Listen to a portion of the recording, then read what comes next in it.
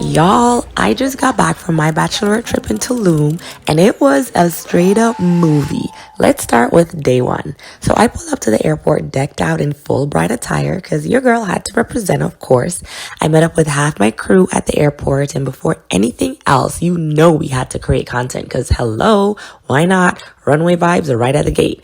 Fast forward a quick 2-hour flight later and we landed in Tulum. And first order of business, duty-free tequila run, because when in Mexico, you already know.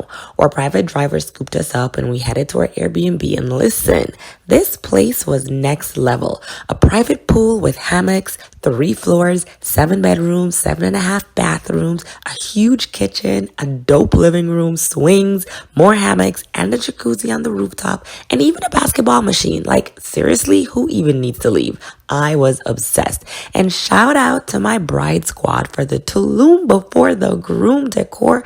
It was so cute.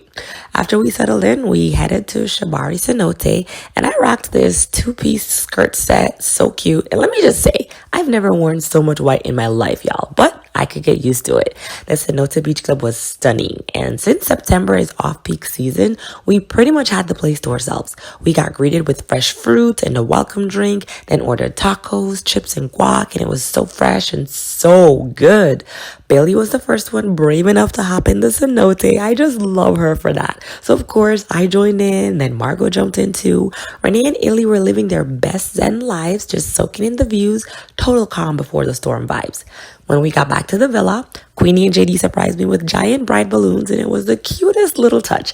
Then it was time for our glitz and glam theme, and your girl showed up in silver and diamonds with all the bridal flair. Okay, we popped some champagne at the villa and then headed out for the night. The girls killed their looks for the glitz and glam theme, so of course we had to make a grand entrance, showing up and showing out. We ate dinner at Elios restaurant, and it was a whole production. The decor was incredible, the food was delish, and then a full-on show while we ate. Talk about lights, camera, action. There were acrobats, fire dancers, Greek gods and goddesses. Listen, I was mesmerized. And then I ended up on stage with a few other brides celebrating their last fling too. We hyped each other up, danced, and just had the best time.